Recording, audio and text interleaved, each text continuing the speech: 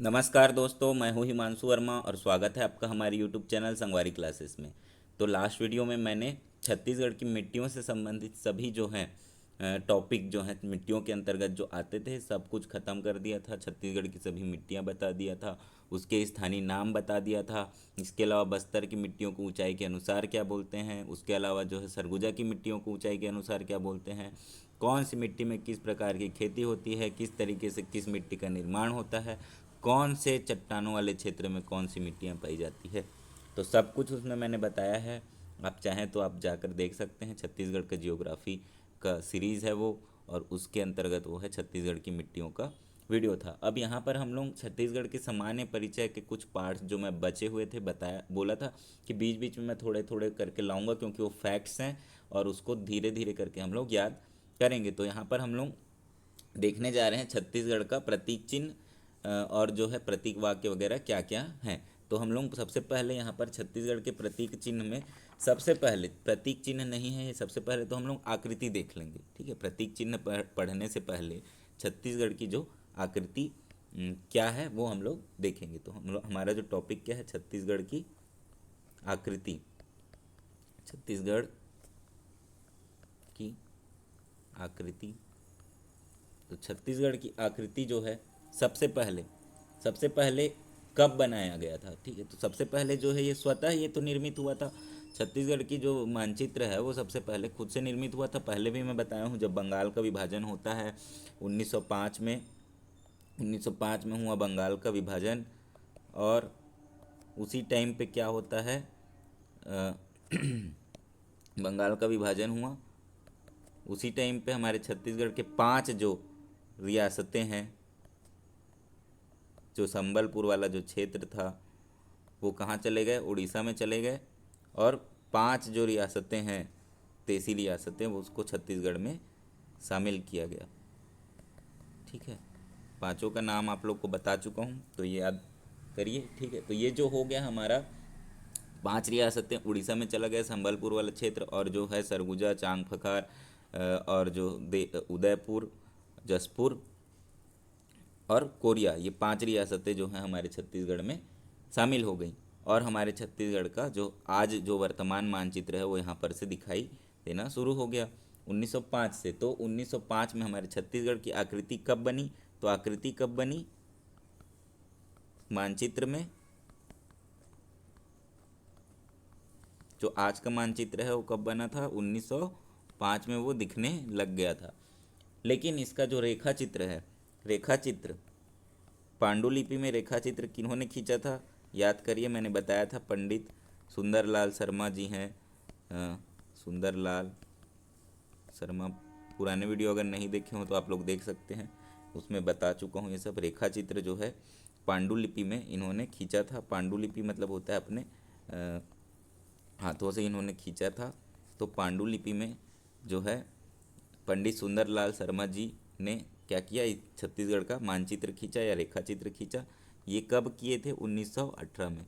तो ये 2 पॉइंट आप लोग याद रखेंगे। 1905 में बंगाल का विभाजन होता है और आकृति जो है मानचित्र जो है छत्तीसगढ़ का बना पहली बार। जो है आज का जो मानचित्र है छत्तीसगढ़ की आज की जो आकृति है वो उस टाइम पे दिखाई देने लगी। और जो पांडुलिपि है, पांडुलिपि में पंडित सुंदरलाल शर्मा ने 1918 में इसको जो है प्रदर्शित किया, खींचा, स्पष्ट रेखा चित्र खींचा, ये बोल सकते हैं। अब छत्तीसगढ़ की जो आकृति, हमारा टॉपिक क्या है, छत्तीसगढ़ की आकृति। तो इसमें 2 पॉइंट मैंने बता दिया कि 1905 में आकृति बना और 1918 में पांडुलिपि में खींचा। इसके बाद जो है आकृति है कैसे हमारे छत्तीसगढ़ की, तो हमारे छत्तीसगढ़ की जो आकृति है,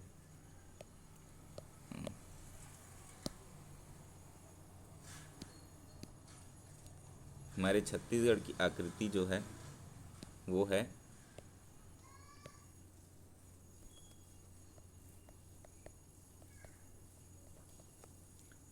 समुद्री घोड़े के जैसी। ठीक है, समुद्री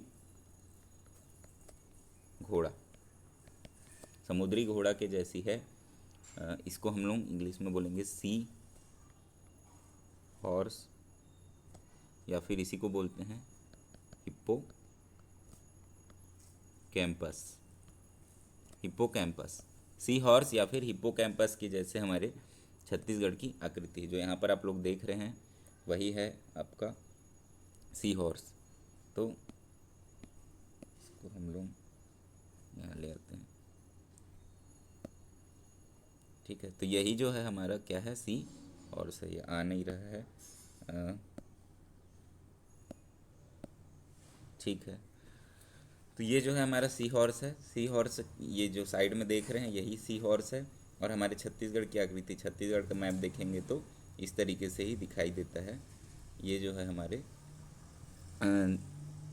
ये आप लोग याद रखेंगे। इसके बाद जो है आप लोग को क्या याद रखना है कि ये हिप्पोकैम्पस है, ना कि हिप्पोपोटामस। हिप्पोपोटामस क्या होता है, वो जो होता है आपका दरियाई घोड़ा जो होता है उसको हम लोग हिप्पोपोटामस बोलते हैं। एक बार देख लो आप उसका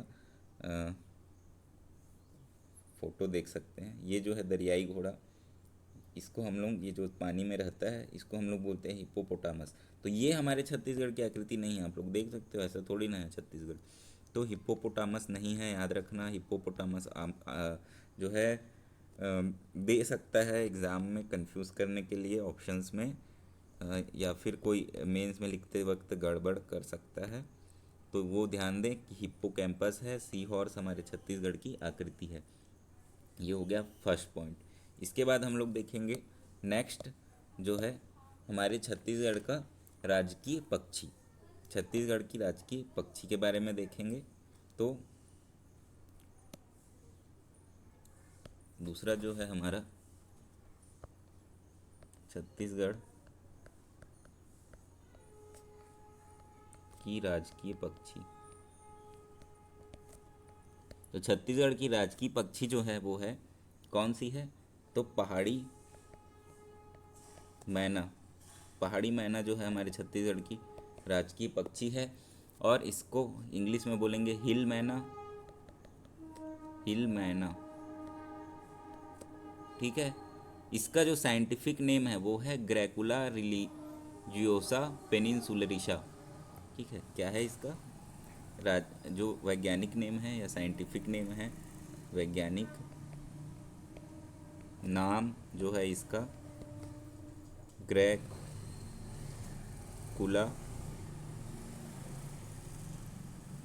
रिलीजियोसा। ठीक है, ग्रैकुला रिलीजियोसा पेनिनसुलरिशा, पेनिनसुलरिस, पेनिनसुलरिस,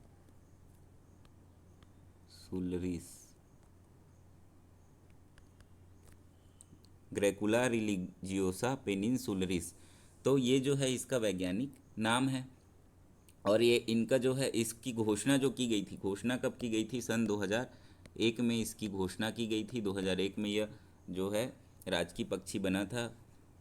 इनका जो संकेंद्रण है, संकेंद्रण या फिर संरक्षण जो है आपका, मतलब ये संकेंद्रण मतलब होता है आपका किस क्षेत्र में पाए जाते हैं। तो जितने भी बस्तर वाले क्षेत्र हैं, बस्तर के जो ज़िले हैं उनमें ये मुख्य रूप से पाए जाएंगे। दंतेवाड़ा, बीजापुर, नारायणपुर, बस्तर, कोंडागांव और जितने भी वहाँ पर के आसपास के ज़िले हैं, सभी जो बस्तर वाले क्षेत्र हैं वहाँ पर ये पाए जाते हैं। तो बस्तर जो है ये इनका मुख्य रूप से निवासी स्थान है।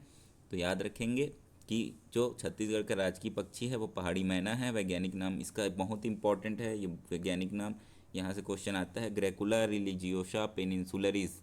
ये इसका जो है वैज्ञानिक नाम है। ये ही क्वेश्चन आता है मैच द फॉलोइंग में, अक्सर ये पूछ देता है, कभी कभी ऑब्जेक्टिव टाइप में भी पूछता है। तो याद रखेंगे ग्रैकुला रिलीजियोसा पेनिनसुलरिस जो है इसका नाम है, पहाड़ी मैना का। बस्तर क्षेत्र में ये मुख्य रूप से पाया जाता है। संरक्षण इसका कांगेर घाटी राष्ट्रीय उद्यान में इसका संरक्षण किया जा रहा है। तो कांगेर घाटी जो संरक्षण है, याद रखेंगे कांगेर घाटी राष्ट्रीय उद्यान नेशनल पार्क में इसका संरक्षण किया जा रहा है। तो ये हो गया छत्तीसगढ़ का राजकीय पक्षी। ये दिखती कैसी है तो वो हम लोग देख लेंगे यहाँ पर छत्तीसगढ़ के राजकीय पक्षी के बारे में, कि ये जो है हमारा ये जो है पहाड़ी मैना है। और इस तरीके से यह दिखती है, काली कलर की होगी। यहाँ पर उसकी आँख के नीचे थोड़ी येलो है, चोंच इसका ऑरेंज और येलो में है, पंख में सफ़ेद जो है इसमें थोड़े से पार्ट में सफ़ेद होता है, सफ़ेद रंग का पंख है, मुख्य रूप से काला रंग का पंख है, थोड़ा सा सफ़ेद है। तो ये जो है हमारा पहाड़ी मैना है, तो इस तरीके से ये दिखती है, ध्यान देंगे। यही हमारे छत्तीसगढ़ की राजकीय पक्षी है। इसके बाद हमारा जो नेक्स्ट टॉपिक होगा छत्तीसगढ़ का राजकीय पशु। ठीक है, छत्तीसगढ़ का राजकीय पशु, शॉर्ट में लिख रहा हूँ सिर्फ राजकीय पशु। ठीक है, तो छत्तीसगढ़ का जो राजकीय पशु है वो कौन सा है? वन भैंसा। वन भैंसा छत्तीसगढ़ का राजकीय पशु है, वन भैंसा। और थोड़ा डार्क कलर लेता हूँ। इसके बाद जो है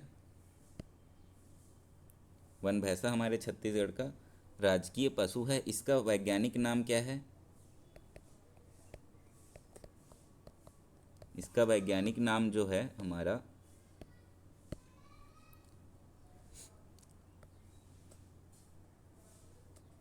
सॉरी बुबैलस बुबैलिस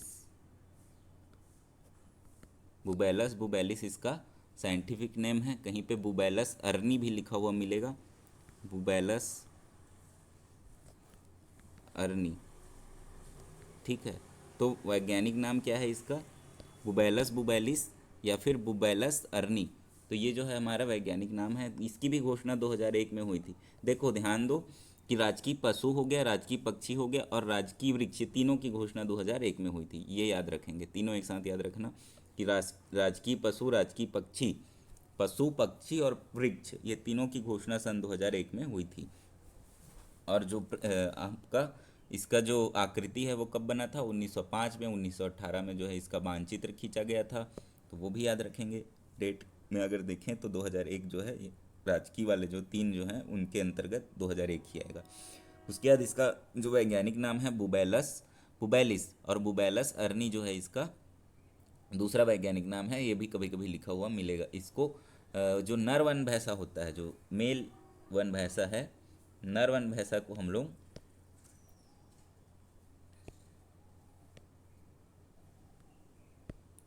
नर वन भैंसा को क्या बोलते हैं? अरना।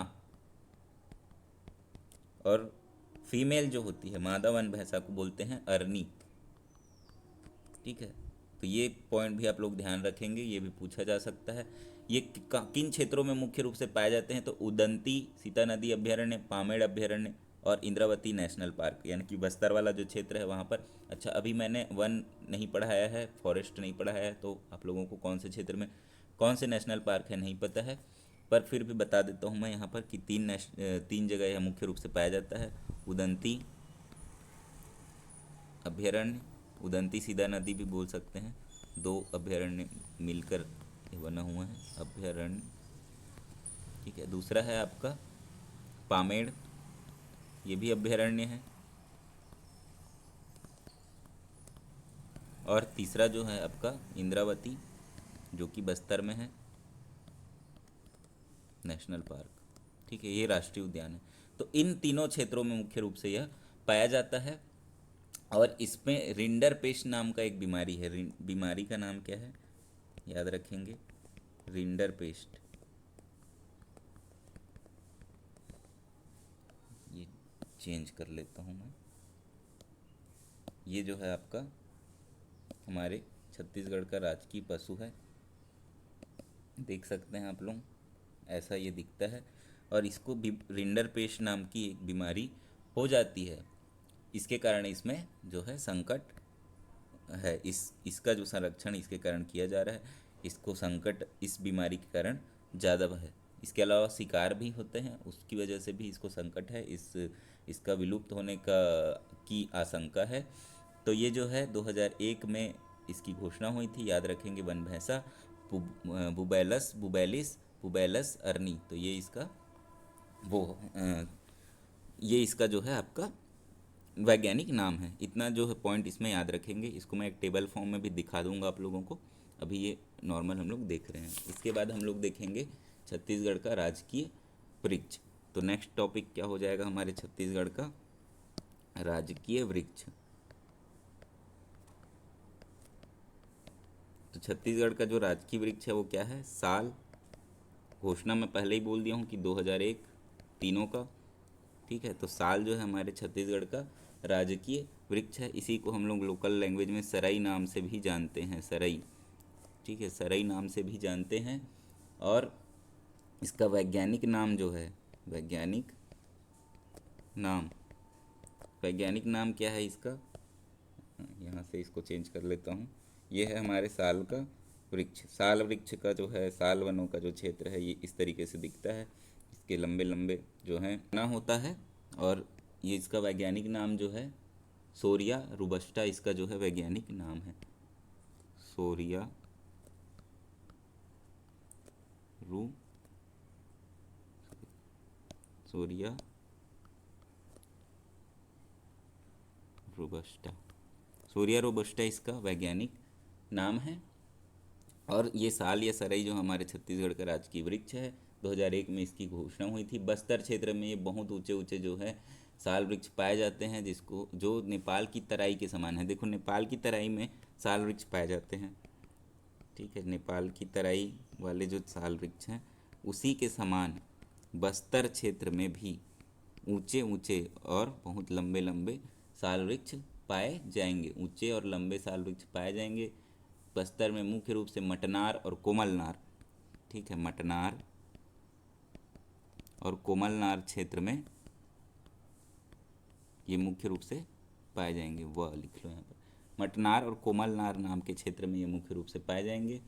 केशकाल घाटी में इसके अलावा जो है कोंडागांव, कोंडागांव वाला जो क्षेत्र है, कोंडागांव, उसमें केशकाल घाटी पड़ती है। तो वहाँ पर सर्वोत्तम सर्वोत्तम बहुत अच्छे किस्म के जो हैं साल वृक्ष पाए जाते हैं। ठीक, तो ये याद रखेंगे। साल वृक्ष जो है एक तो हमारे बस्तर के मटनार और कोमलनार वाले क्षेत्र में पाए जाएंगे, वहाँ पर ऊंचे ऊंचे पाए जाएंगे। और जो सर्वोत्तम अच्छे किस्म के हैं, टिक बोलते हैं जिसको, टिक कहते हैं, तो वैसे ही जो है टिक ऐसे साल का इंग्लिश नेम है, तो वो जो है सर्वोत्तम किस्म के जो टिक हैं या साल जो है पाए जाएंगे कहाँ पर, हमारे केशकाल घाटी कोंडागांव वाले क्षेत्र में। और ये जो साल वन हैं वो पतझड़ वन होते हैं, पतझड़ वन होते हैं, यानी कि गर्मी में आने पर ये इसके जो है जो पत्ते झड़ जाते हैं। साल वन पतझड़ वन है। देख सकते हैं यहाँ पर ये साल वन ही है। यहाँ पर थोड़ा ड्राई हो गया है क्योंकि ये गर्मी के दिनों का चित्र है, तो पिक्चर लिया गया है। देखो यहाँ पर पत्ते गिरे भी हुए हैं, तो ये पतझड़ वन होते हैं, याद रखेंगे। साल वन पतझड़ वन है। इसके अलावा बस्तर को साल वनों का द्वीप कहा जाता है। तो छत्तीसगढ़ में साल वनों का द्वीप किसे कहा जाता है, तो बस्तर को साल वनों का द्वीप कहा जाता है। ये पॉइंट आप लोग याद रखेंगे। तो ये तीन जो चीज़ें हैं मुख्य रूप से ध्यान देने वाली चीज़ें थी, तो ये आप लोग याद रखेंगे। इसका एक बार मैं आप लोगों को टेबल जो है बना हुआ है, तो वो मैं आप लोगों को एक बार दिखा देता हूँ। इतना तो हो गया हमारे छत्तीसगढ़ की राज्य की आकृति, राज्य का जो है राजकीय पक्षी, राजकीय पशु और जो राजकीय वृक्ष के बारे में मैंने बता दिया। इसका एक बार टेबल आप लोग जल्दी से देख सकते हैं। यहाँ पर घोषणा तिथि में थोड़ा सा गड़बड़ है, ये 2001 है, याद रखेंगे। इसके बाद जो है नाम जो है इसका, राजकीय पक्षी का नाम है पहाड़ी मैना, इसी को हिल मैना बोलते हैं। राजकीय पशु का नाम क्या है, वन भैंसा या जंगली भैंसा। और राजकीय वृक्ष जो है साल या सरई है। वैज्ञानिक नाम अगर देखें तो ग्रैकुला रिलीजियोसा पेनिनसुलरिस, तो ये जो है हमारे राजकीय पक्षी का वैज्ञानिक नाम है। इसकी घोषणा जो है देखो गठन के समय ही इसको अपना लिया गया था। 2001 में इसकी घोषणा की गई थी, मुख्य रूप से वो ध्यान रखेंगे, इसमें चेंज कर लेंगे। 2001 में घोषणा की गई थी। तीनों की घोषणा जो है 2001 में की गई थी। राजकीय पक्षी का नाम ग्रेकुला रिलीजियोसा पेनिनसुलरिस और राजकीय पशु का नाम है बुबैलस अर्नी या फिर बुबैलस बुबैलिस, अभी मैंने बताया हुआ है। राजकीय वृक्ष का नाम है सोरिया रोबस्टा, तो ये पॉइंट याद रखेंगे। अन्य नाम में अगर देखें तो बस्तर जो पहाड़ी मैना है उसको हम लोग भारतीय पहाड़ी मैना, बस्तर मैना या फिर बोलने वाली मैना के नाम से जानते हैं। बोलने वाली मैना इसलिए क्योंकि यह तोते की तरह बहुत क्लियर जो है मानव की जो है आवाज़ की नकल कर सकती है। तो मनुष्यों की आवाज़ की नकल करती है पहाड़ी मैना, याद रखेंगे। बोलने वाली मैना के नाम से इसको जानते हैं। राजकीय पशु के नाम को एशियाई जल भैंसा या फिर अरनी, ये वन भैंसा है, वन भैंसा या फिर अरनी के नाम से इसको जानते हैं। तो ये आप लोग ध्यान देंगे। राजकीय वृक्ष अगर देखें तो इसको सरई के नाम से जानते हैं। इसके बाद जनसंख्या एकाग्रता अगर देखो जनसंख्या एकाग्रता मतलब वही संकेंद्रण जो मैंने बताया था, किन क्षेत्रों में यह पाया जाता है? तो बस्तर, दंतेवाड़ा, कांकेर के क्षेत्रों में यह पाया जाता है। इसके अलावा कोंडागांव, जो भी साउथ जो दक्षिण बस्तर के क्षेत्र हैं, सभी जगह यहाँ ये पाया जाता है। इसके अलावा कांगेर घाटी राष्ट्रीय उद्यान में इसका संरक्षण किया जा रहा है, ये मैंने बता दिया है। इसमें अगर देखें वन भैंसा में, तो मुख्य रूप से ये उदंती सीता नदी अभयारण्य में पाया जाता है। उसके अलावा इंद्रावती नेशनल पार्क में पाया जाता है। इसके अलावा पामेड़ में भी पाया जाता है, भैरमगढ़ में भी यह पाया जाएगा। आबादी इसकी कम हो गई है, ये जो है ग्रसित हैं, चिंताग्रस्त हैं कि इनको जो है बीमारी हो रही है, तो उस वजह से इनका जो है जनसंख्या में कमी होते जा रही है। बीमारी का नाम मैंने बताया हुआ था, रिंडरपेस्ट नाम की बीमारी इनको हो रही है। तो ये पॉइंट आप लोग याद रखेंगे। और ये जो है साल वन है, तो ये इनको वैसा कुछ खतरा नहीं है, ये जंगलों में पाए जाते हैं। छत्तीसगढ़ के 30% हिस्से में है। बस्तर, सरगुजा, रायगढ़ और कोरबा, ये सभी क्षेत्रों में पाए जाते हैं। और ये पर्णपाती यानी वही पतझड़ वाले वन हैं। तो ये सभी चीज़ें याद रखेंगे। इसका थोड़ा एक पॉइंट देख लेंगे संरक्षण के बारे में। अगर देखें तो वैश्विक स्तर पर उतनी चिंता नहीं है। पहाड़ी मैना के बारे में बात हो रही है यहाँ पर, ये वाला जो है ध्यान देंगे, ये पहाड़ी मैना है। तो ये वैश्विक स्तर पर उतनी चिंता की बात नहीं है। स्थानीय रूप से इसका आवास अभी कम हो रहा है और व्यापार के कारण इसको खतरा हो जाता है।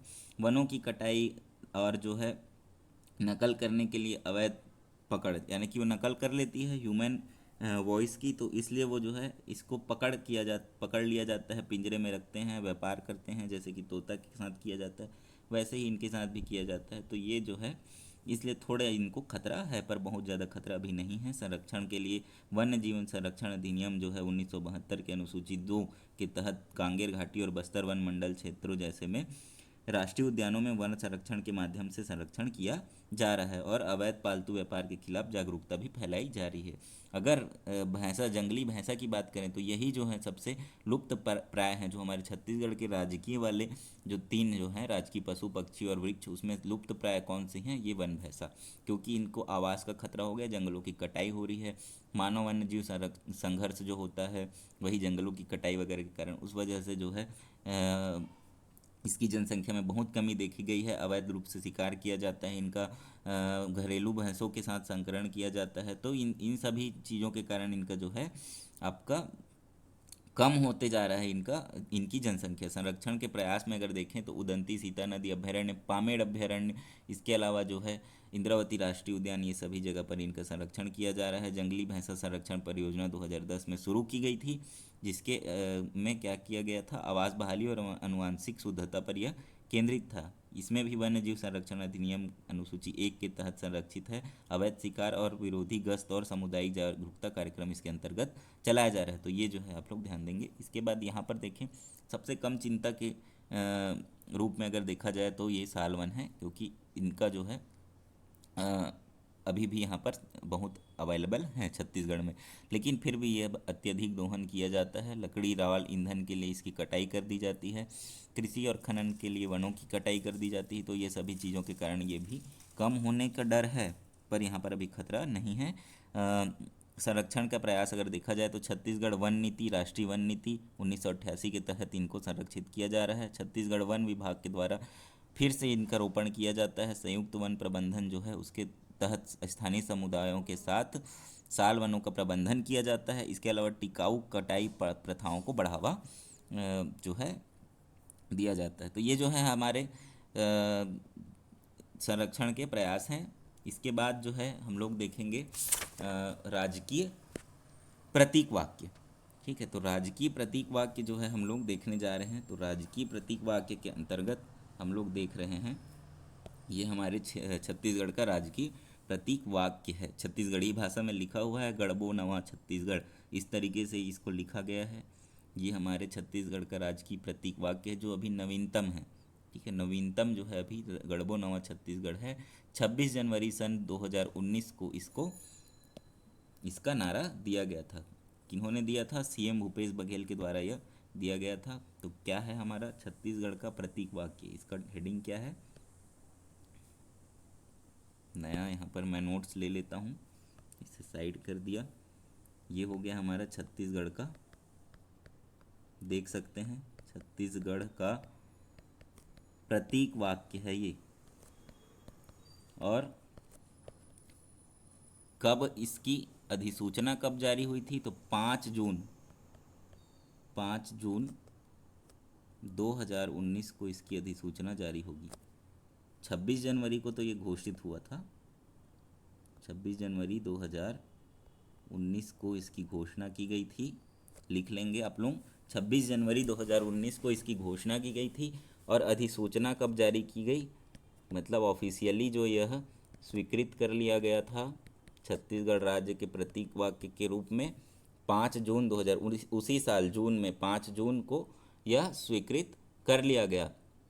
तो ये हो गया हमारा छत्तीसगढ़ राज्य का प्रतीक वाक्य। क्या है? गढ़बो नवा छत्तीसगढ़। यहाँ पर ध्यान देंगे, गढ़बो नवा छत्तीसगढ़, इसका अर्थ होता है नया छत्तीसगढ़ का निर्माण हम लोग करेंगे, मतलब नया छत्तीसगढ़ का निर्माण करेंगे। गढ़ना मतलब होता है निर्माण करना, नवा मतलब नया, और छत्तीसगढ़ तो छत्तीसगढ़ है।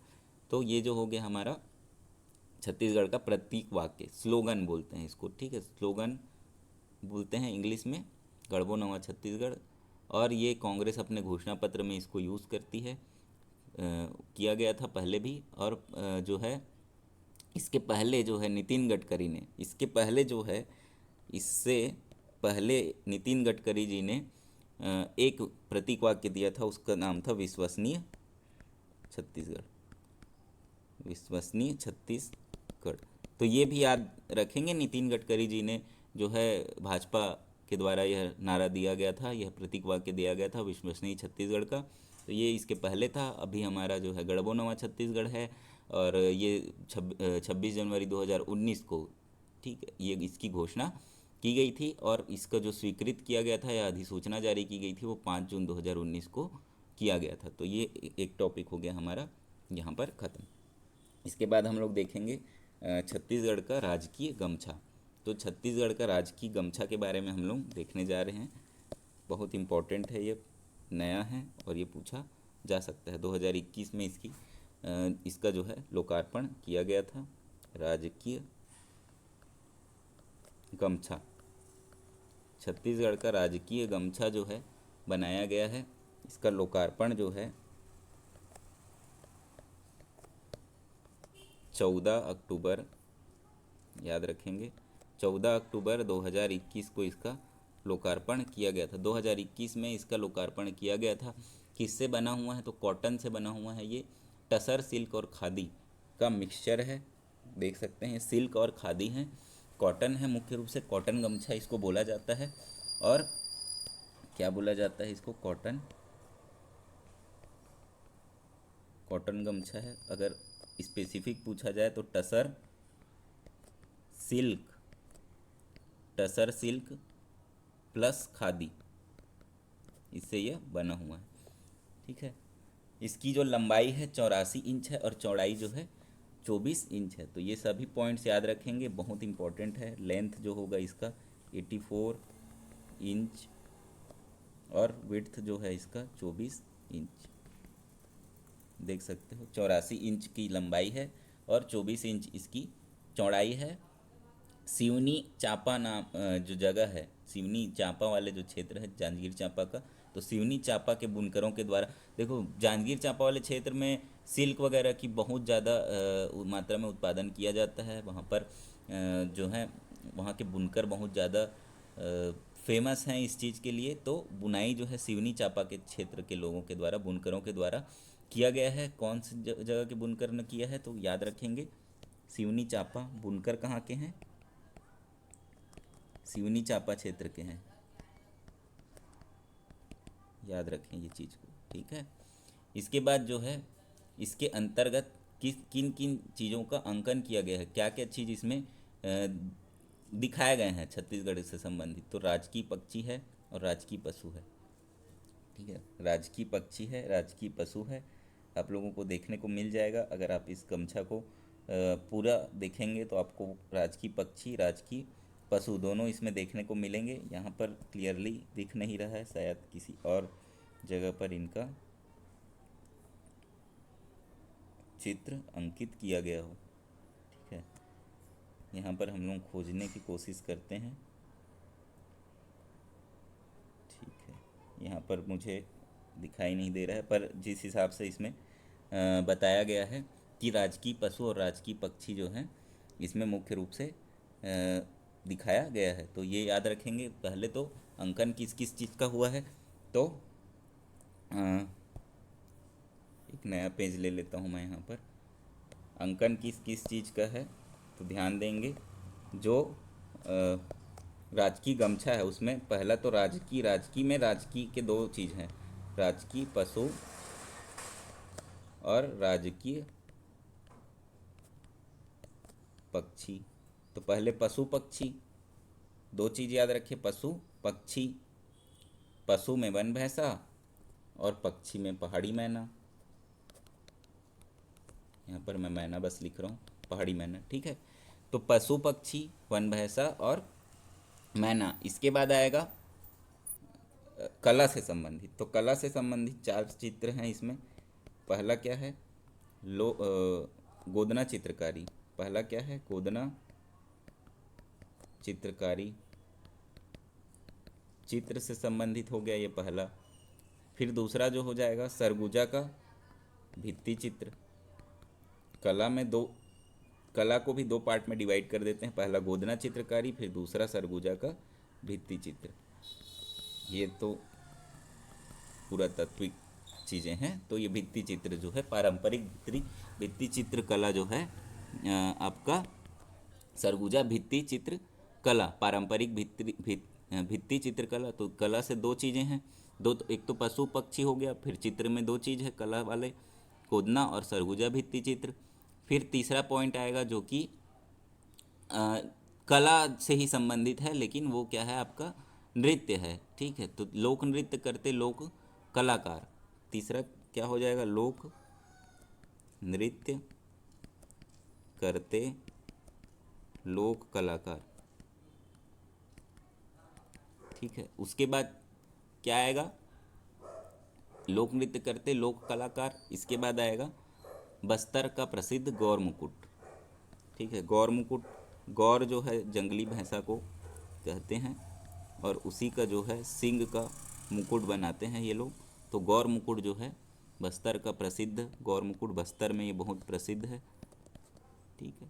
तो ये जो है हमारा, पहले तो लोक नृत्य करते लोक कलाकार, दूसरा है गौर मुकुट, तीसरा है मांदर। मांदर एक वाद्य यंत्र होता है, तो मांदर का चित्र यहाँ पर है। तो ये तीन पांच जो हो गए हमारे मुख्य रूप से कला से संबंधित हैं। तो पहला जो है आपका गोदना चित्रकार, दो उसमें से चित्र से संबंधित है, दो उसमें नृत्य से संबंधित हैं। ये गौर मुकुट को पहन के गौर नृत्य किया जाता है, तो दो नृत्य से संबंधित है। और मांदर भी जो है नृत्य में यूज़ किया जाता है बजाने के लिए, तो ये वाद्य यंत्र से संबंधित है। ये ध्यान देंगे कि ये वाद्य यंत्र से संबंधित है और जो है ये कला से ही रिलेटेड हैं। इसके बाद हम लोग अगर देखें तो थोड़ा नीचे जाएं और दो और पॉइंट हैं जो कि कृषि से संबंधित है, ठीक है। कृषि से संबंधित हैं दो चीज़ें।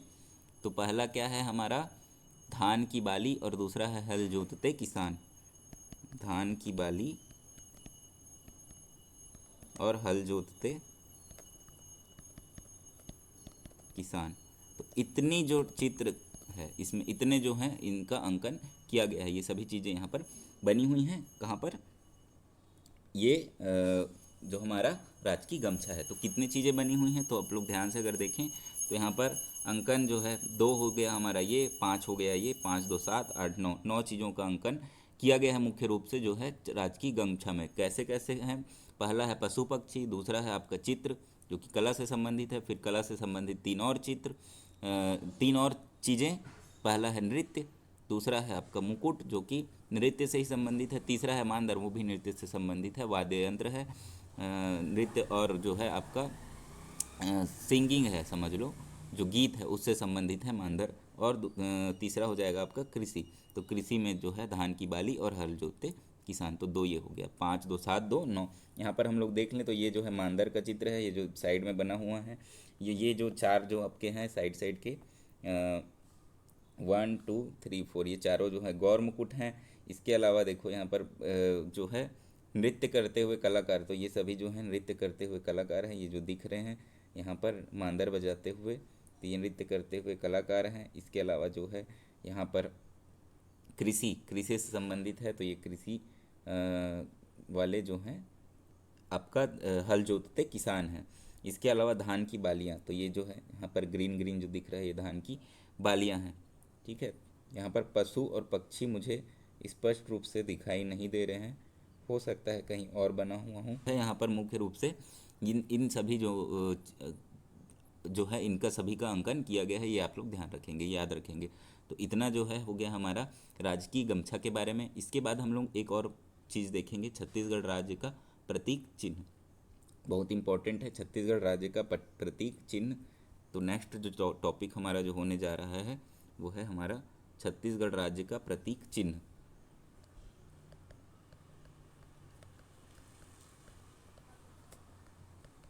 राज्य का प्रतीक चिन्ह।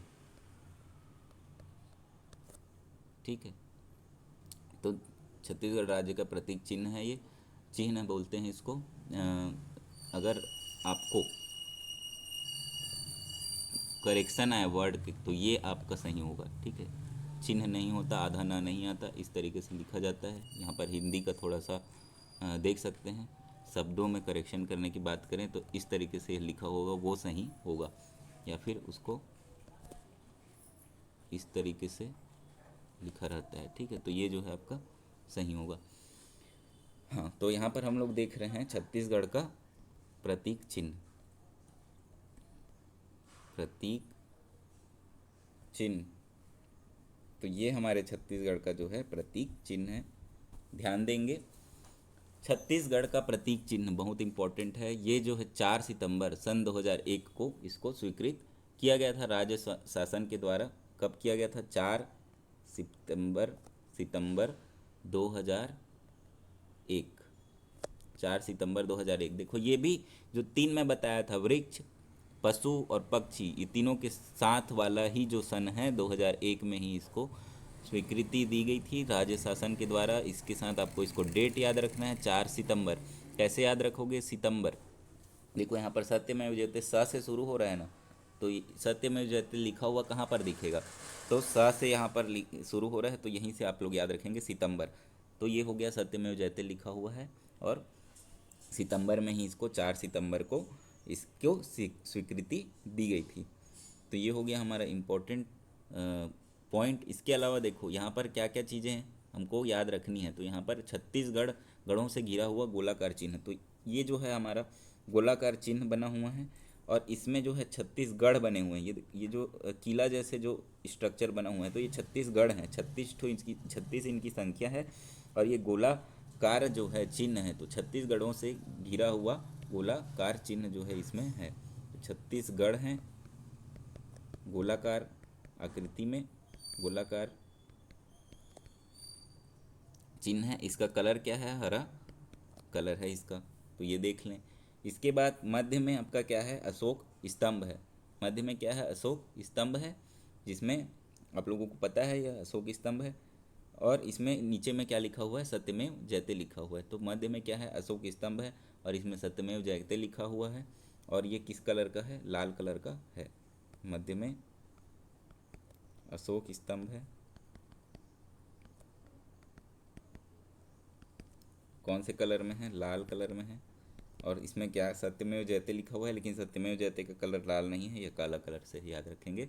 सत्यमेव जयते लिखा हुआ है जो कि काले रंग से लिखा हुआ है, और मध्य में भारत का प्रतीक है अशोक स्तंभ। यह भारत के प्रतीक के रूप में जाना जाता है।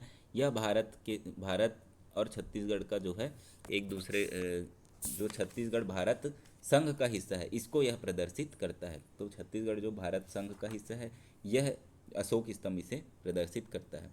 और जो गोलाकार जो है छत्तीसगढ़ों से घिरा हुआ जो गोलाकार चिन्ह है हरे रंग का, तो वो जो है क्या प्रदर्शित करता है कि यह हमारा छत्तीसगढ़ में 36 किले के नाम से इसका नाम पड़ा था। और हरा रंग जो है हमारा कृषि राज्य का, यह जो है हर्बल स्टेट का, छत्तीसगढ़ जो है हर्बल स्टेट है, इसको यह प्रदर्शित करता है हरा रंग। तो ये ध्यान रखेंगे, हर्बल स्टेट को कौन प्रदर्शित करता है? यह हरा रंग हर्बल स्टेट को प्रदर्शित करता है। और जो ये अशोक मध्य में जो अशोक स्तंभ है, पूछता है ये क्वेश्चन, ठीक है, तो इसको आप लोग नोट्स में लिख लें। कि हरा रंग जो है क्या क्या प्रदर्शित कर रहा है, हमारा छत्तीसगढ़ हर्बल स्टेट है, ये चीज़ प्रदर्शित कर रहा है। गोलाकार आकृति में हरे रंग में जो किला है, और ये 36 किला जो है छत्तीसगढ़ के नाम को की व्याख्या कर रहा है। और जो हरा रंग है गोलाकार आकृति में, वो हर्बल स्टेट के रूप में छत्तीसगढ़ को प्रदर्शित कर रहा है। मध्य में जो लाल रंग में अशोक स्तंभ है, वो क्या प्रदर्शित कर रहा है, सत्यमेव जयते और अशोक स्तंभ जो है वो प्रदर्शित करता है कि छत्तीसगढ़ जो है हमारे भारत संघ का हिस्सा है, भारत संघ के अंतर्गत शामिल है। तो ये चीज़ ये प्रदर्शित करता है, क्योंकि ये भारत का प्रतीक वाक्य है, सॉरी भारत का प्रतीक चिन्ह है। तो अशोक स्तंभ, तो इसीलिए ये जो है उसको प्रदर्शित करता है। इसके बाद देखो छत्तीसगढ़ शासन लिखा हुआ है यहाँ पर। इसके अलावा जो है ये जो दोनों तरफ है जो धान की बालियाँ बनी हुई हैं, जिसका जो रंग है सुनहरा रंग है। तो सुनहरा रंग में धान की बालियाँ जो बनी हुई हैं, वह धान की बालियाँ, इसका रंग क्या है, सुनहरा है। तो सुनहरा रंग में धान की बालियाँ बनी हुई हैं, और यह क्या प्रदर्शित करता है, हमारे छत्तीसगढ़ को कृषि राज्य के रूप में प्रदर्शित करता है। और धान की खेती यहाँ पर बहुत ज़्यादा होती है, इसलिए धान की बालियों का यहाँ पर जो है अंकन किया गया है। तो धान की बालियाँ जो है सुनहरा रंग में होती है। रंग भी पूछता है और क्या प्रदर्शित करती हैं, ये दोनों चीज़ें पूछता है। तो याद रखेंगे छत्तीसगढ़ कृषि राज्य है, आप लोग नोट कर लें, इसको धान की बालियाँ प्रदर्शित कर रहा है। इसके बाद जो है हमारा देखें तो यहाँ पर दो जो है यहाँ पर बिजली विद्युत वाले जो हैं विद्युत के जो चिन्ह यहाँ पर प्रदर्शित किए गए हैं। तो ये जो दो जो हैं विद्युत के चिन्ह हैं, तो ये क्या है, नीले कलर में है। यहाँ पर थोड़ा ब्लैक सा दिख रहा है, पर एक्चुअल में इसका रंग जो है नीला रंग है। ये वाला जो आप देख सकते हैं प्रतीक चिन्ह के रूप में, तो ये नीले रंग में यह है। तो नीले रंग में यह जो है दिखता है, और ये जो क्या प्रदर्शित करता है, इसको ऊर्जा राज्य के रूप में प्रदर्शित करता है। तो ऊर्जा के रूप में यह है, विद्युत की तरह इसका चिन्ह है, और ऊर्जा राज्य ये छत्तीसगढ़ को बताता है। हमारे छत्तीसगढ़ में विद्युत का उत्पादन बहुत ज़्यादा होता है। तो ये नीला रंग का है, और क्या प्रदर्शित करता है, याद रखेंगे नीला रंग का है, और हमारे छत्तीसगढ़ को ऊर्जा राज्य के रूप में यह प्रदर्शित करता है। क्लियर है इतना। इसके बाद हम लोग देखते हैं यहाँ पर, देखिए यहाँ पर जो है तीन जो है लहराती हुई रेखाएं हैं जो तिरंगे के रंग में है। तीन लहराती हुई रेखाएं बनी हुई हैं जो तिरंगे के रंग में हैं। तो वह क्या प्रदर्शित करेंगी, एक तो हमारा छत्तीसगढ़ राज्य जो है तिरंगा का कलर यहाँ पर लगा दिया गया है। तिरंगे के कलर में तिरंगे के तीन रंग जो हैं के तीन रंग में लहराती हुई रेखाएं हैं। तो यह तिरंगे का रंग तो हमारे भारत के संघ में शामिल होने को प्रदर्शित करता है कि हमारा छत्तीसगढ़ भारत संघ का हिस्सा है। और ये रंग हो गया, इसका रंग जो क्या प्रदर्शित कर रहा है, छत्तीसगढ़ संघ भारत का हिस्सा है। लेकिन ये जो लहराती हुई रेखाएं हैं वह प्रदर्शित करता है कि यहाँ पर नदियाँ हैं।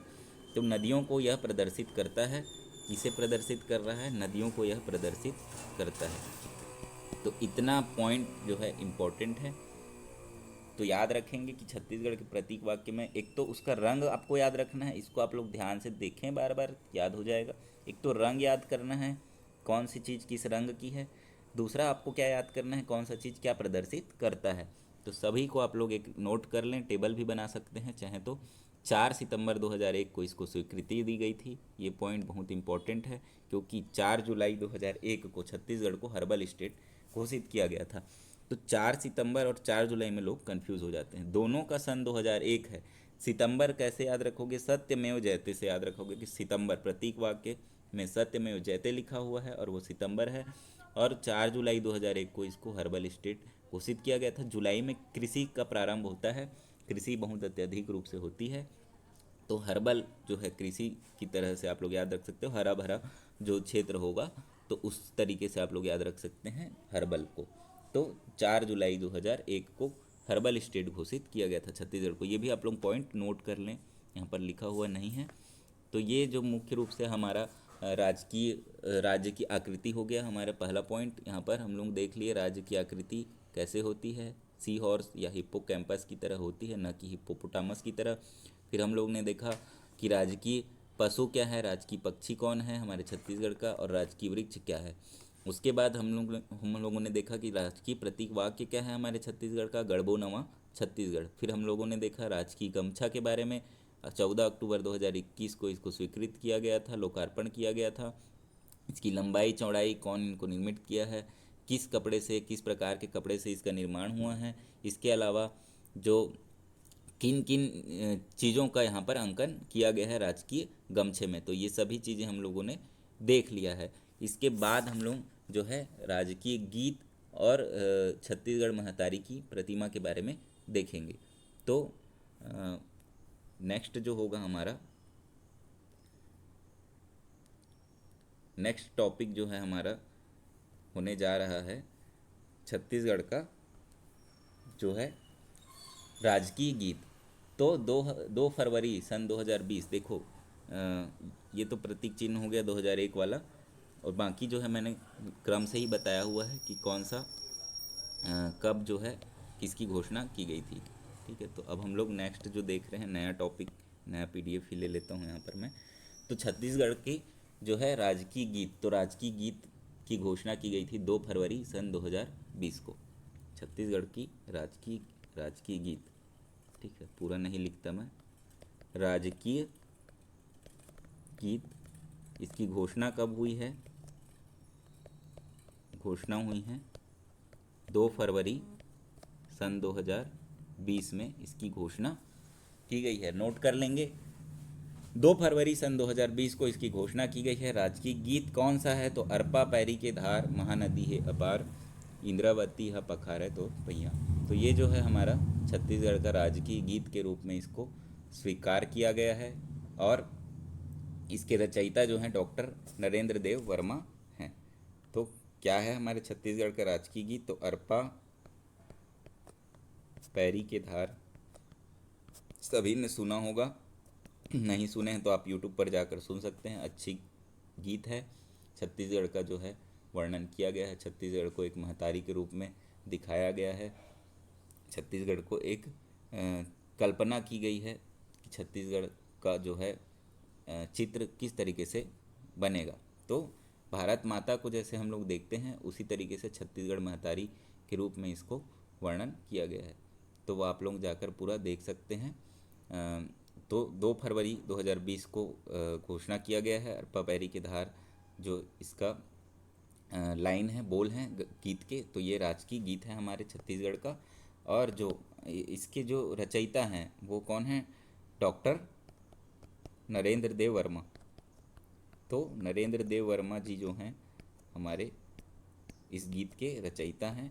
बहुत ही सुंदर गीत है। इसके बाद इसका जो गायन होगा शासकीय कार्यक्रम की शुरुआत में। तो कोई भी शासकीय कार्यक्रम अगर शुरू किया जाएगा तो उसके शुरुआत में यह इसका गायन किया जाएगा। ये इसीलिए इसको राजकीय गीत के नाम से जाने, जैसे राष्ट्रगान है, राष्ट्रीय गीत हैं, तो उनका प्रयोग किया जाता है कोई भी कार्यक्रम की शुरुआत में। जो भी राजकीय राष्ट्रीय कार्यक्रम होते हैं हमारे 15 अगस्त 26 जनवरी, तो उन सभी में उनका जो है गायन किया जाता है। तो उसी प्रकार राज्य में अगर कोई शासकीय कार्यक्रम शुरू होगा तो उसका जो है गायन किया जाएगा, कब राजकीय गीत का गायन किया जाएगा। तो ये जो है हमारे राजकीय गीत के बारे में हो गया। इसके बाद हम लोग अगर देखें तो अवधि अवधि अगर इसका देखें तो 6 मिनट 36 सेकेंड की इसकी अवधि है। कुल इसकी 6 मिनट 36 सेकेंड का यह जो है गीत है। हम लोग देखेंगे अगर अवधि के बारे में तो 6 मिनट 36 सेकेंड, 6 × 6 = 36 होता है। 6 मिनट 36 सेकेंड जो है इसकी अवधि थी पहले, परंतु इसको शॉर्ट करके 1 मिनट 15 सेकेंड का ही इसको गाया जाएगा। जो शासकीय कार्यक्रम है वो 6 मिनट गाएंगे तब तो बहुत टाइम निकल जाएगा, बहुत समय चला जाएगा। तो उसे हम ले इसलिए क्या कर दिया गया, शॉर्ट कर दिया गया है, और 1 मिनट 15 सेकेंड का इसका गायन किया जाएगा। 1 मिनट 15 सेकेंड का इसका गायन किया जाएगा। याद रखेंगे, इम्पॉर्टेंट है, पूछ सकता है। 6 मिनट 36 सेकेंड इसकी मुख्य रूप से इसकी जो गायन का अवधि है, परंतु 1 मिनट 15 सेकेंड इसकी अवधि जो है कम करके कर दी गई है और उतने में ही इसको गाया जाएगा। हाँ, इस गीत की जो रचना हुई थी नरेंद्र देव वर्मा जी ने जो इस गीत की रचना की थी वो 1973 में की थी। ये पॉइंट भी याद रखेंगे, सभी पॉइंट्स आप लोग नोट करते जाएं। ये यहाँ पर आप लोग इसको देखेंगे तो ये भूल जाएंगे और इसमें जो है लिखा हुआ है। तो ये लिखा हुआ जो मैं हैंड रिटन अभी समझा रहा हूँ, तो ये प्रॉपर जो है लिखा हुआ नहीं समझ आएगा, बाद में ये देखेंगे तो कन्फ्यूज़न होगा, इसलिए आप लोग अपने हैंड रिटन नोट्स बनाएं। तो राजकीय गीत जो है घोषणा 2 फरवरी 2020 को हुई थी। 1973 में इनकी रचना की गई थी डॉक्टर नरेंद्र देव वर्मा के द्वारा। अरपा पैरी के धार इस गीत के बोल हैं। इस गीत का जो बोल हैं वो अरपा पैरी की धार हैं। इसके बाद हमारी अवधि 6 मिनट 36 सेकेंड है। 1 मिनट 15 सेकेंड जो है इसकी जो अवधि है अभी इसको निर्धारित कर दिया गया है। जो 1 मिनट 15 सेकेंड इसको प्रत्येक शासकीय कार्यक्रम के पहले गाया जाएगा। इसमें अगर देखा जाए तो 4 नदियों का उल्लेख होता है।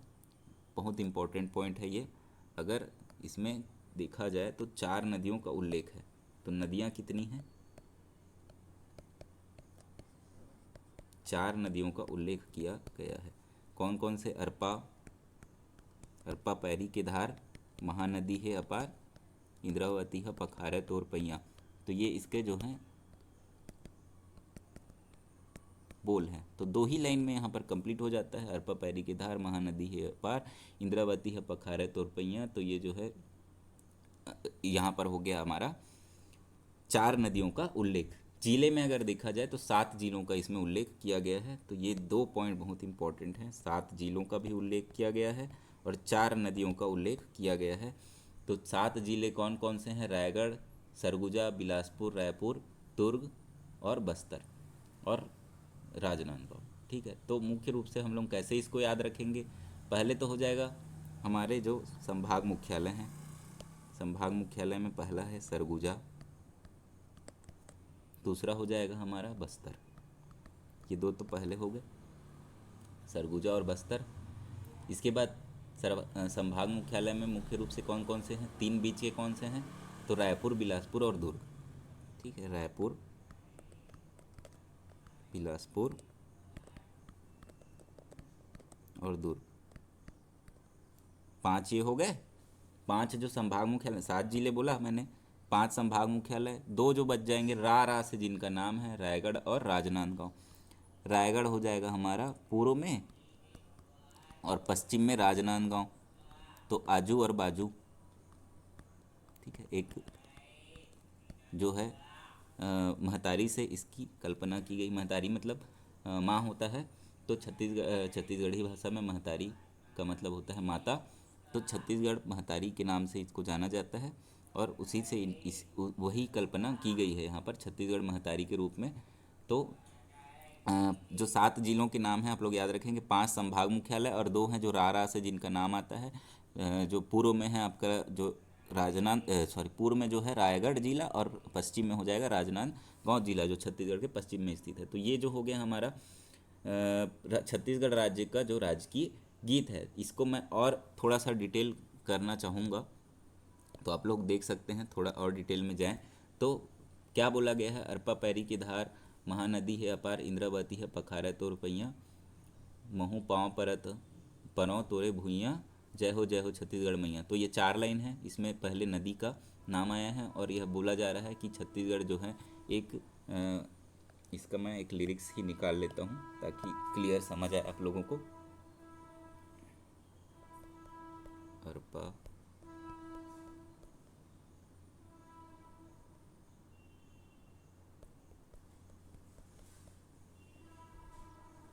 ठीक है, ये हो गया हमारा अरपा पैरी के धार। ये जो हमारा लिरिक्स है इसका, तो इसे हम बड़ा कर लेते हैं और समझने की कोशिश करते हैं। यहाँ से क्वेश्चन बन सकता है। तो ये अरपा पैरी की धार, महानदी है अपार, इंद्रावती है पखारे तोरपैया। तो पहला लाइन बोल रहा है कि अरपा पैरी का धार, अरपा पैरी और महानदी और इंद्रावती। ठीक है, अरपा पैरी के धार मतलब अरपा पैरी नदी जो है बह रही है छत्तीसगढ़ से, और महानदी भी जो है यहाँ पर सबसे बड़ी नदी है। तो महानदी है अपार मतलब महानदी बहुत बड़ी नदी है, उसे पार करना। अपार मतलब हो गया बड़ी नदी। ठीक है, तो उस तरीके से यहाँ पर बोलना चाह रहा है ये कि चाह रहे हैं कि अरपा पैरी की धार, महानदी है अपार, इंद्रावती है पखारा तोरपैया। इंद्रावती जो है बस्तर में बहती है और यहाँ पर कल्पना शुरू हो गई। देखो छत्तीसगढ़ को एक महतारी के रूप में कल्पना किया गया है। यहाँ पर छत्तीसगढ़ महतारी का मैं आपको एक बार फ़ोटो भी दिखा देता हूँ। इसके बाद यही टॉपिक आएगा क्योंकि छत्तीसगढ़ महतारी। छत्तीसगढ़ महतारी का जो फ़ोटो है इस तरीके से है, ये हमारे छत्तीसगढ़ महतारी का फ़ोटो है। तो ध्यान देंगे, अरपा पैरी के धार, महानदी है अपार, इंद्रावती है पखार है तोर पैया। तो पाँव जो है हमारे छत्तीसगढ़ का, पाँव जो है इंद्रावती पखारा है, मतलब पाँव को जो है धो रही है।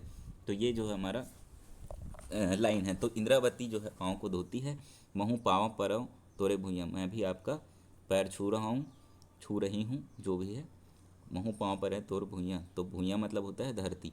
जय हो छत्तीसगढ़ मैया। तो ये जो है यहाँ पर छत्तीसगढ़ मैया की जो है कल्पना की गई है। इसके बाद मुख्य रूप से इसके कल्पना में देखें तो सोहें बिंदिया सही घाट डोंगरी पहाड़। डोंगरी पहाड़ का मतलब होता है पहाड़ी, और जो बड़े पहाड़ हैं, बड़े पहाड़, और डोंगरी मतलब छोटी छोटी पहाड़ियाँ, और घाट मतलब घाटियाँ। तो इनमें डोंगरी, घाट और पहाड़ की जो है को किस तरीके से देखा गया है, बिंदिया की तरह से। तो ये बोल रहे हैं कि छत्तीसगढ़ महतारी की बिंदिया है, क्या है, पहाड़ जो हैं और घाट जो हैं और जो पहाड़ियाँ हैं छोटी छोटी, ये सभी क्या हैं, बिंदिया की तरह दिखाई देते हैं। इसके बाद बोला जा रहा है कि चंदा सूरज बने तोर नैना। तो छत्तीसगढ़ में जब चंद्रमा और सूर्य दिखाई देते हैं तो वो आँखों के समान दिखाई देते हैं। इसके बाद अगला लाइन है सोनहा धान के अंग लुगरा हरियर है रंग। तो नेक्स्ट जो लाइन है हमारा, इसमें बोला जा रहा है कि जो धान है, धान जो है सोने के रंग के जो धान होते हैं वो आपके अंगों के समान हैं। जो आपके अंग हैं वो सुनहरे रंग के हैं। तो ये जो है आपका नेक्स्ट जो लाइन का जो मीनिंग निकलता है। उसके बाद आता है लुगरा हरियर है रंग।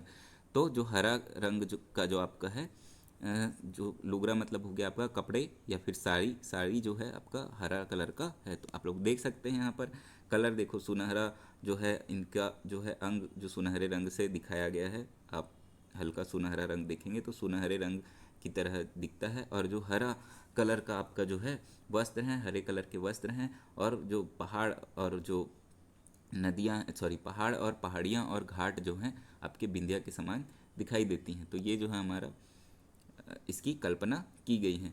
इसके बाद बोल रहा है अगले लाइन, तोर बोली हवा सुघर मैना, यानी कि मैना, पहाड़ी मैना की कल्पना की जा रही है यहाँ पर। तो आप लोग याद रखेंगे कि मैना का यहाँ पर वर्णन है। ऐसे क्वेश्चन बन सकते हैं, अभी यहाँ पर आज तक बने तो नहीं हैं, पर बन सकते हैं कि किसकी कल्पना किससे की गई है। और जैसे घाट डोंगरी पहाड़ की कल्पना किससे की गई है, तो बिंदिया से की गई है। नैनों की आँखों की कल्पना किससे की है गई है, तो चंद्रमा और सूर्य से। और कौन जो है चरण पखारने का कार्य कर रही है, कौन सी नदी, तो इंद्रावती नदी। और अंग कौन से रंग के हैं, तो सोनहा धान, यानी कि सुनहरे धान जो हैं हमारे छत्तीसगढ़ महतारी के अंगों की तुलना उससे की गई है। इसके अलावा जो है लुगरा हरियर है रंग, तो हरियर हरा कपड़े की रंग के बारे में पूछ सकता है, या फिर कौन से चीज़ की कल्पना की गई। तो इस तरीके से हरा रंग में कौन सा चीज़ दिखाया गया है, इस तरीके से पूछा जा सकता है। तो लुगरा यानी कि आपका जो है कपड़े, वस्त्रों की तुलना जो है हरे रंग के वस्त्रों की कल्पना की गई है। इसके बाद बोली मतलब आपका जो बोली है कैसा है, तो किस तरीके से है, तो पहाड़ी मैना की बोली बहुत सुंदर होती है, मनुष्य की आवाज़ निकाल सकती है। तो उससे यहाँ पर कल्पना की गई है कि तोर बोली हवा सुघर मैना। तो ये पॉइंट भी आप लोग याद रखेंगे। इसके बाद नेक्स्ट पॉइंट है महू पाँव परव तोर भुइयाँ। तो ये फिर से वही बात बोल रहे हैं कि मैं भी आपका जो है पैर पढ़ रहा हूँ। जय हो छत्तीसगढ़ मैया। इसके बाद आपका जो नेक्स्ट लाइन है हमारा, रायगढ़ हवा सुघर तोरे मौरे मुकुट। ठीक है, तो मौरे मुकुट यानी मुकुट की ही बात की जा रही है। तो रायगढ़ को मुकुट के रूप में प्रदर्शित किया गया है। रायगढ़ जो है हमारे जसपुर के जस्ट नीचे है, तो ये बहुत ऊपर स्थित है हमारे छत्तीसगढ़ के, तो उससे ही मुकुट की तरह तुलना की जा रही है। तो मुख्य रूप से जो छत्तीसगढ़ थे वो ये रायगढ़ के अंतर्गत जो ऊपर के 5 जिले हैं, जो सरगुजा संभाग के जिले हैं, वहाँ पर गढ़ों का वर्णन नहीं मिलेगा, वो गढ़ में नहीं शामिल थे। छत्तीसगढ़ का मुख्य जो है सेंट्रल छत्तीसगढ़ में ही छत्तीसगढ़ थे, जो कलचुरी कालीन थे। जब हम लोग इतिहास देखेंगे तो समझ आएगा। तो रायगढ़ ही सबसे ऊपर है वहाँ पर। तो रायगढ़ हवै सुघर तोरे मौरे मुकुट। तो मुकुट कहाँ पर होता है, सर पर होता है। तो ये मुकुट जो है आपके रायगढ़ जो है मुकुट के समान सुंदर दिखाई दे रहा है। तो ये जो जिलों की कल्पना की गई है। उसके बाद बोल रहे हैं सरगुजा और बिलासपुर है बइहा। तो सरगुजा और बिलासपुर को उन्होंने बाह के रूप में प्रदर्शित किया है सरगुजा और बिलासपुर को। ये पॉइंट्स बहुत इंपॉर्टेंट है, पूछा जा सकता है। सरगुजा और बिलासपुर जो है बाह है, रायगढ़ जो है मुकुट है, रायपुर कन्हिया सही घाते सुघर फब है, और रायपुर को बोल रहे हैं कन्हिया। ठीक है, तो रायपुर जो है कन्या सही घाते सुघर फब है, तो ये जो है रायपुर की कल्पना की गई है। इसके बाद जो है बस्तर सोहें पैजनिया, और बस्तर और दुर्ग को पायलों की तरह, पैजनिया मतलब पायल, तो पायल की तरह इन्हें कल्पना की गई है बस्तर और दुर्ग को। और नांदगांव को करधनिया यानी करधन के रूप में किसे कल्पना की गई है, राजनांदगांव को। नांदगांव मतलब राजनांदगांव। फिर आपका नेक्स्ट लाइन है महू पाँव पर तो भूया जय हो छत्तीसगढ़ मैया। तो ये जो है आप लोग ध्यान देंगे, इतना पॉइंट्स जो है आप पूछा जा सकता है, आप ये बीच बीच में पढ़ते रहें या सुनते रहें गीत, तो आप लोगों को याद रहेगा। अच्छा, यहाँ पर एक लाइन छूट गया है, अचरा तोर डोलावे पुरवैया। ठीक है, अचरा तोर डोलावे पुरवैया, अचरा मतलब आंचल होता है, और वो बोल रहे हैं कि पुरवैया एक हवा का नाम है, पूर्व दिशा की ओर से चलती। तो जो आपका आंचल है, आंचल जो है पुरवैया के आने से लहराती है, तो ये जो डोलावा है मतलब लहराना, तो वो इसकी कल्पना यहाँ पर की गई है। तो आंचल जो है कैसे लहराती हैं, तो पुरवैया के आने से लहराती हैं। तो ये जो आप लोग पॉइंट है याद रखेंगे, छत्तीसगढ़ महतारी की कल्पना की गई है। नेक्स्ट हमारा जो टॉपिक होगा छत्तीसगढ़ महतारी की प्रतिमा, तो कलेक्ट्रेट चौक रायपुर में इसको स्थापित किया गया है। आप लोग कभी आएंगे तो देख सकते हैं, जो रायपुर वाले नहीं हैं, रायपुर वाले हैं वो तो कभी भी जाकर देख सकते हैं। तो नेक्स्ट टॉपिक हमारा क्या हो गया, वो वाला टॉपिक हो गया कंप्लीट। यहाँ पर नेक्स्ट हम लोग देख रहे हैं छत्तीसगढ़ महतारी की प्रतिमा। देखो यही कल्पना की गई है, और यहीं पर जो है नेक्स्ट जो हमारा टॉपिक शुरू होता है। तो ये कहाँ पर स्थापित की गई है इनकी प्रतिमा, तो इनकी प्रतिमा की स्थापना की गई है, जो कलर कहाँ गया, इनकी प्रतिमा की स्थापना की गई है कहाँ पर, रायपुर के कलेक्ट्रेट चौक में।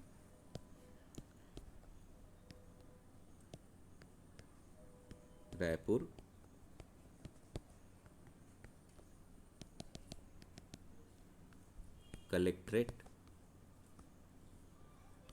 कलेक्टोरेट चौक में।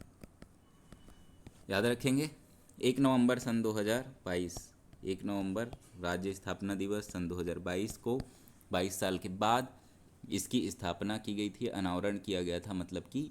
और मूर्तिकार जो हैं J.M. नेल्सन जो हैं पद्मश्री हैं, वो वही इनके मूर्तिकार हैं। तो मूर्तिकार का नाम याद रखेंगे, मूर्तिकार पद्मश्री हैं वो J.M. नेल्सन। J.M. नेल्सन जो है मूर्तिकार हैं इसके। इसकी जो किस चीज़ से बना हुआ है, तो ये कांसे की धातु से बना हुआ है। बहुत इंपॉर्टेंट पॉइंट्स हैं ये सभी, आप लोग याद रखेंगे किस चीज़ से बना हुआ है, तो यह कांसे से निर्मित है। सभी नोट करते रहें ये चीज़ों को, कांसे से यह निर्मित है। और ऊंचाई इसकी 11 फुट है, 11 फुट की इसकी ऊंचाई है, 11 फुट या 11 फीट इसकी ऊंचाई है। और सभी जिलों में इसको स्थापित किया जाएगा, सभी शासकीय कार्यक्रमों में इसकी प्रतिमा जो है जो छत्तीसगढ़ महतारी की प्रतिमा लगाना अनिवार्य होगा। सभी जिलों में इसको स्थापित किया जाएगा, जितने भी 33 ज़िले हैं। और 90 के दशक में जब इस चित्र को बनाया गया था पहली बार, देखो पहले ही इनकी कल्पना की गई थी एक महतारी के रूप में डॉक्टर नरेंद्र देव वर्मा के द्वारा। और इसके बाद जो है इनका एक चित्र बनाया गया, 90 के दशक में इनका चित्र बनाया गया था। तो ये भी आप लोग याद रखेंगे, 90 के दशक में इनका प्रथम बार चित्र बनाया गया था। राज्य बनाओ आंदोलन जब चल रहा था, 2000 में हमारे छत्तीसगढ़ राज्य का निर्माण हो गया, तो 90 के दशक में राज्य बनाने के लिए बहुत आंदोलन जो है तेज हो गया था, तीव्र हो गया था। तो उसी टाइम पर इस जो चित्र को बनाया गया था, छत्तीसगढ़ महतारी का ये चित्र है। और इसकी प्रतिमा बना दी गई है, अभी प्रतिमा बनाकर इसे स्थापित किया गया है। 1 नवंबर सन 2022 को इसका अनावरण हुआ था रायपुर में। सभी 33 ज़िलों में इनका जो है प्रतिमा स्थापित किया जाएगा। इसके अलावा जो है राज्य सरकार के सभी कार्यक्रमों में इनका प्रतिमा लगाना अनिवार्य होगा, कांस्य या कांसे की यह धातु से बनी हुई है। तो इतना जो है हम लोग मुख्य रूप से ध्यान देंगे, इतना याद रखना है। यहाँ पर मैं इतना ही अभी इस वीडियो में कवर कर रहा हूँ, क्योंकि वीडियो बहुत लंबा होते जा रहा है। कुछ और जो चीज़ें हैं राज्य से संबंधित, राजभाषा आयोग वगैरह जो हैं बच गए हैं। कुछ प्रमुख जो दिवस घोषणा की गई है राज्य सरकार के द्वारा, कुछ प्रमुख छुट्टियों की घोषणा की गई है, तो वो सभी चीज़ें एक वीडियो में मैं और लाऊंगा। वो वीडियो छोटा होगा, यह वीडियो बहुत बड़ा हो चुका है। तो इतने जो हैं आप लोग इसमें देखेंगे कि छत्तीसगढ़ राज्य का जो प्रतीक वाक्य है, प्रतीक चिन्ह है, राजकीय गीत है, वो सभी चीज़ें जो है यहाँ पर कंप्लीट हो गई हैं। तो अगर वीडियो पसंद आया हो तो वीडियो को लाइक करें, चैनल को सब्सक्राइब करें, वीडियो को शेयर करें। और हाँ, ये नोट्स आप लोग बनाएं। अगर आप लोग नोट्स नहीं बनाए हैं तो एक बार और देखें इस वीडियो को और नोट्स बनाएं। ठीक है, तो वीडियो को आप लोग शेयर ज़रूर करें और लाइक करें, सब्सक्राइब तो कर ही ले चैनल को, क्योंकि और भी मैं बहुत सारे वीडियोस लाऊंगा। जब जनजातियाँ पढ़ाऊँगा तो मैं बहुत डिटेल से जनजातियों को, एक एक जनजातियों को बताने की कोशिश करूँगा। बहुत सारे उसके जो हैं बुक्स हैं अवेलेबल हैं, तो वहाँ से मैं देख कर बताऊँगा। सभी चीज़ें आप लोगों को कंटिन्यू मिलते रहेंगी अगर आप चैनल को सब्सक्राइब करेंगे, नोटिफिकेशन बेल को दबाएंगे तो आपको नोटिफिकेशन भी मिलेगा। तो उस चीज़ को आप लोग करें। ठीक है, धन्यवाद। आपका दिन शुभ हो।